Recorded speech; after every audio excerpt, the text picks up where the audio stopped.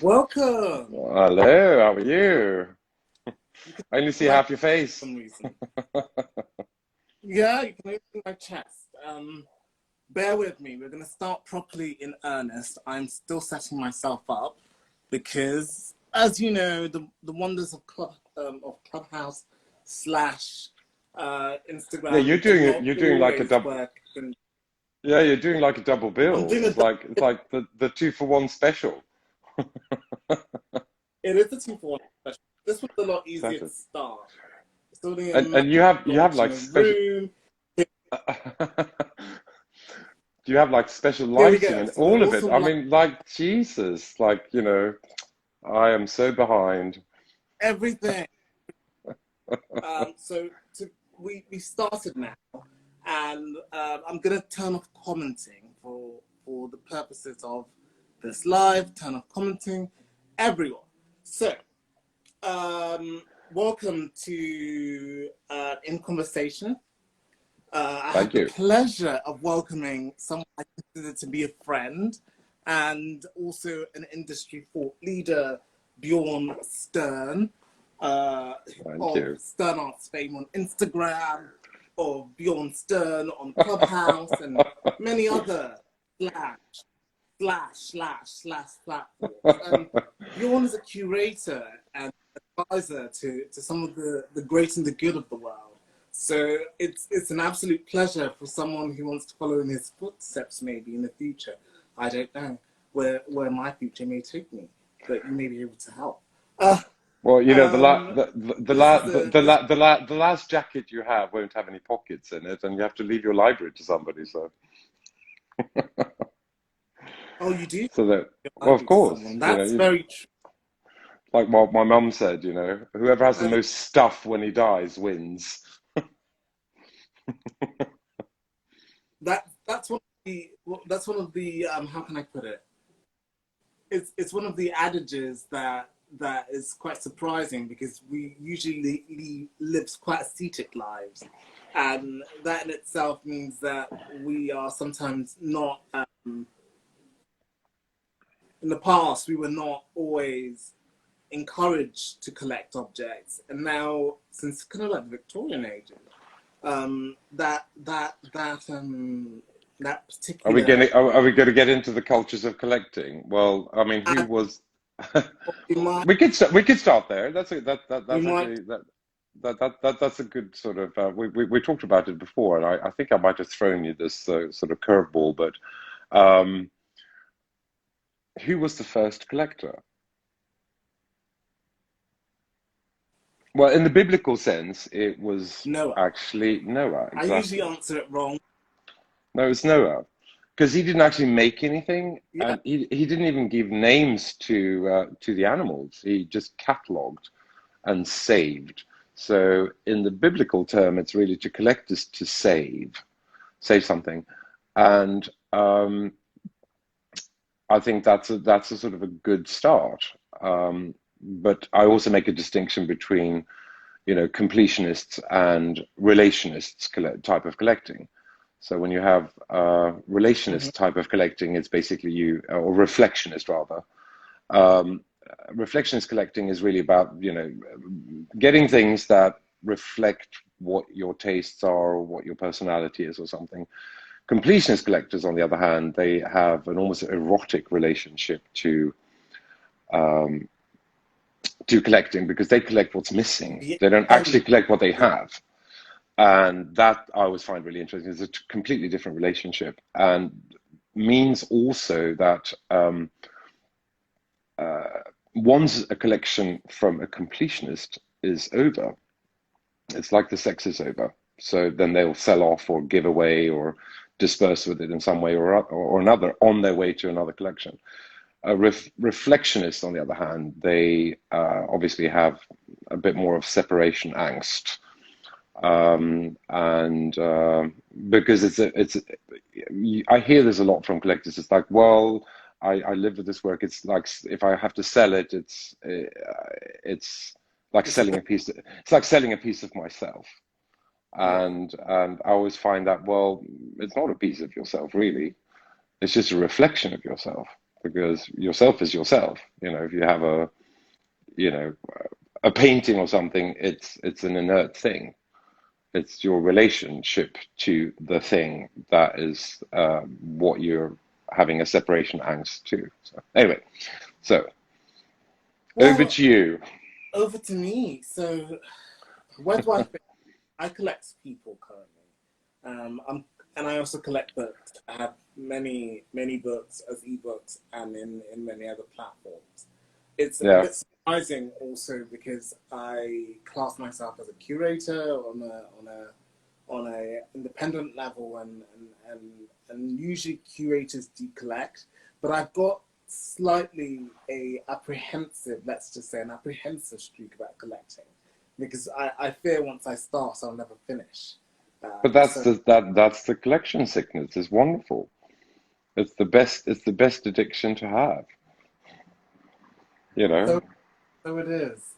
But before we get too deeply into this conversation about collections and collecting and what curation means and all the rest of it, I really want to know how you are on I'm good. I just came from Sotheby's. They had a sort of a smorgasbord of everything from jewelry to fine art to the NFT of Tim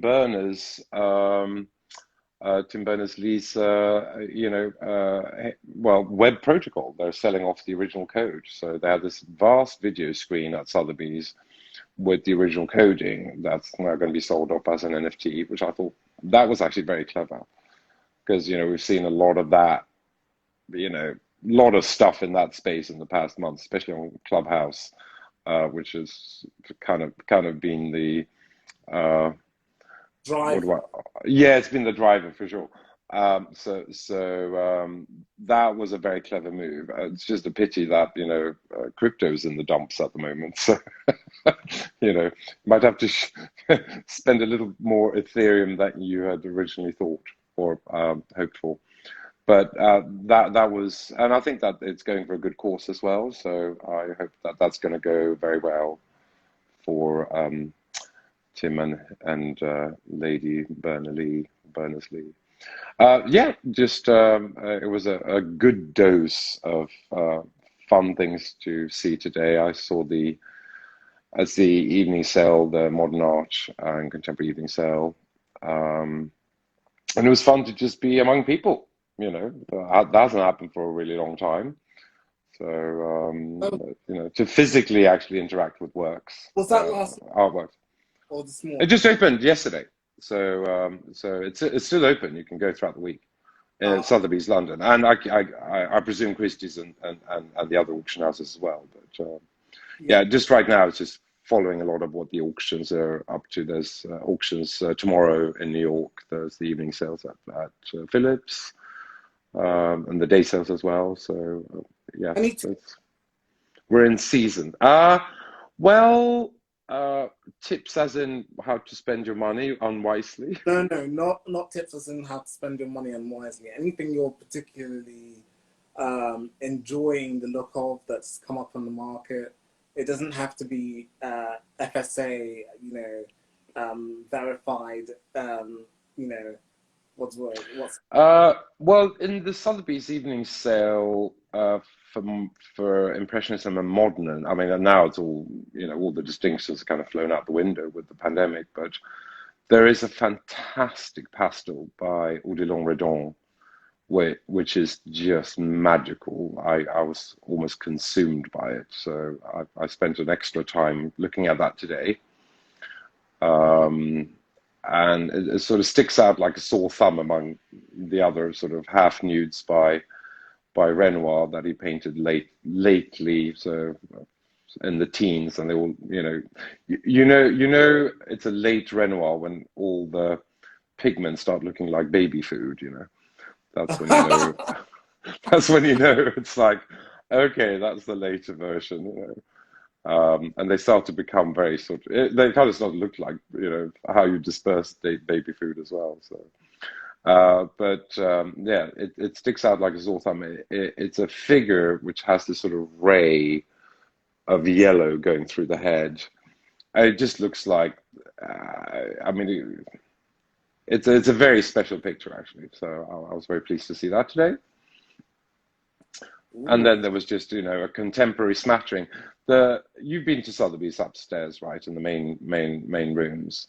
Ah, yes, Yeah, so yes. they have this one room which normally is quite sort of dour, and it's very serious room. And they had this, it was almost like dentist practice or nursery, indescript sort of lavender, bluish something. And it was an altogether horrible color. Um, it was a wall paint. And then on top of that was like sort of Ben Nicholson paintings. There was a Mark Bradford and, some other objects and things. I literally felt like I was in a mental institution. It's like walking through the hallway of a mental institution to make Mm. everything sort of, everything's fine. You're good. Everything's going to be fine. As long as you buy Is, these things and have this wall paint, everything's going to be fine. is this the air they're trying to Yeah, use? it The made me vibe feel it was insidious because I have sort of a bit of a paranoid streak in me there, so I felt yeah, it's just like feel good. It's too feel good for me. Like I don't mind a bit of Parisian whorehouse red. That's kind of where I want to reside. So yeah. So that's Parisian been the whorehouse. content of my day, and then coffee What with is friends and colleagues. Again, sorry,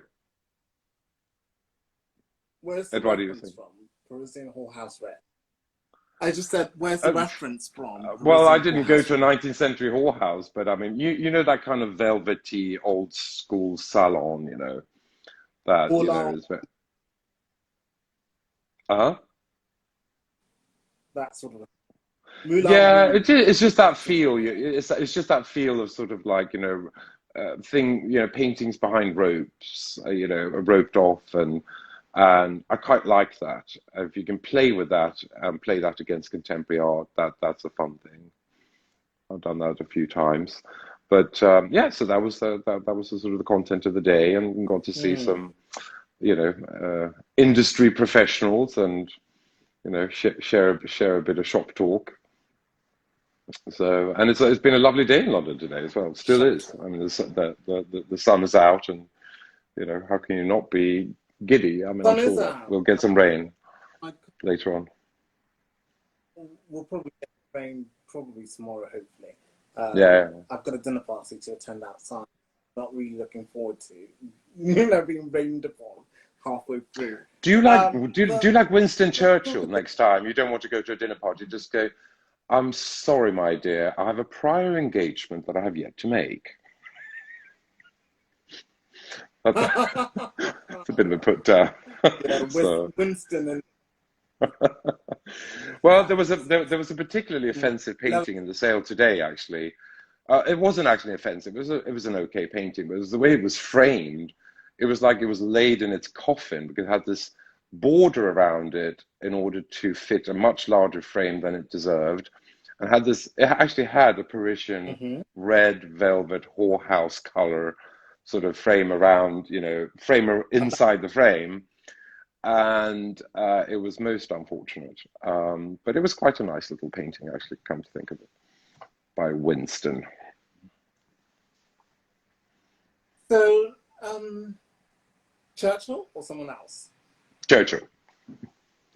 You know the guy that said Oh, champagne did he has to paint? be dry, cold, and free. That Winston Did he? Churchill. So he painted. It's, Yes, yes, yes. Oh, yeah. wow. He was an accomplished That's painter. so. So George W. Bush was wanting to emulate Winston Churchill when he started painting, or is it Biden's son who's trying to emulate Churchill, and then he's going to get a change in his life and decide to go into politics? Which one is it? I don't know. Though I mean, George Bush's paintings, they're so quirky and they're so badly painted that um, they're really, They're really good. sought after. Actually, they're super sought after, and it's extremely hard to get one as well. So you have to make some colossal donation to charity, because they're all sold for charity. And there's become like sort of a collector sort of hype, buy George Bush painting. You should look it up. He's not accomplished at all, but they're funny as hell. I used to be able to share pictures with people during lives, which is one of the more fun things to do, because we would have a bit of the visual language that is the stuff of art and the stuff of what we usually discuss. And Mm. I'm now having to rely more on the audio. So it would have been good to show people how actually badly unaccomplished George Bush is, and also show them But how he's so interestingly well. fabulously bad. It's like good bad art. It really is. I mean, I implore anyone who's listening now to really, go Google it and find it, and it's absolutely hysterical. So, Yeah. whereas Churchill was serious. I Um, mean, he was a serious painter, and he was accomplished, and I think respected in his time as well. I mean, he was always seeing himself as an amateur painter, but he was really rather good.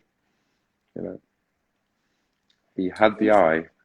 I won't go into I won't go into my diatribe of what I think about Churchill, because probably we'll probably lose half of the audience, especially if they're long in the tooth. But Well, I mean, you've got yeah, that little book that everyone has in their bathroom, right? They're called The Art of the Put Down. It's fabulous. I mean, it's the like, art of the yeah, The Art of the Put Down. Uh, it's not current reading for me, but it's something I come back to. I used to have it in my guest bathroom when I was in a different address years ago, but somebody stole it, so I should probably put it back. But it's absolutely hilarious. It's just like, the famed people of history, being shitty to each other. And Churchill was prominent. Um, so that's where that line comes from. prominent. Uh, Was he prominently salty?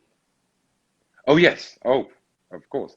I think it was something about a very he had a very surly secretary, I think, or something that said that's a famous line now. But she said, "Oh, sir, you are uh, so unattractively drunk," or something. And then he said, "Well, tomorrow, well, you're ugly and I'm drunk, but tomorrow I'll be sober. You'll still be ugly."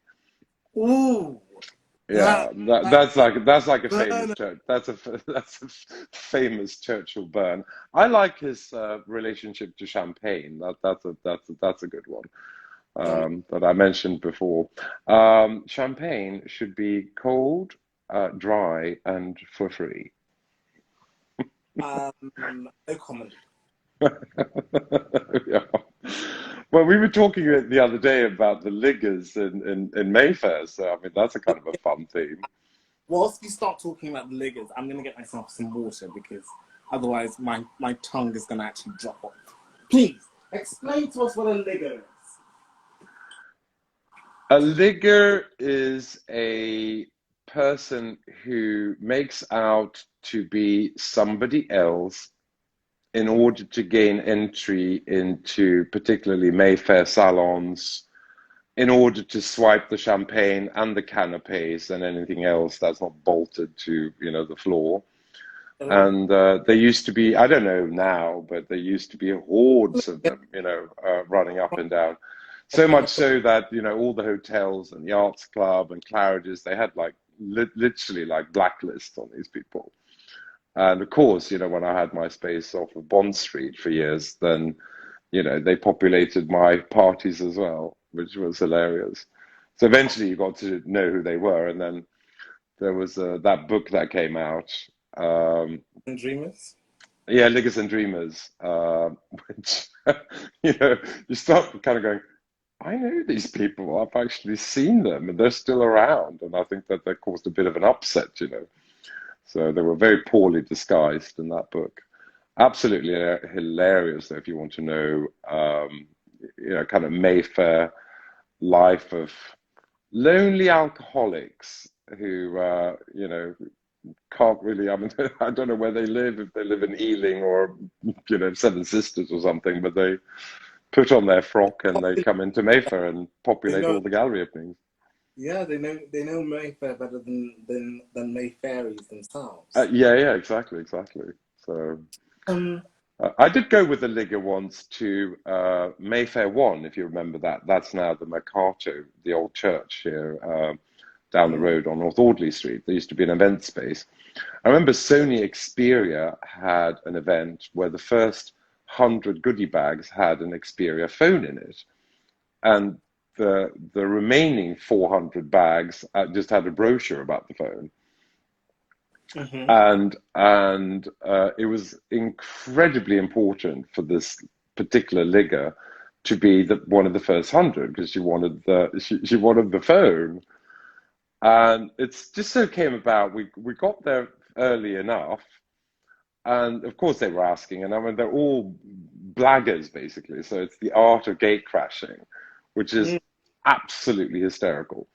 And somehow she ended up behind me or something. I was one of the people. I just, they asked me who I was. I said, well, I'm doing like art curator or something, and because I wasn't invited either, so I felt very apprehensive blagging my way in.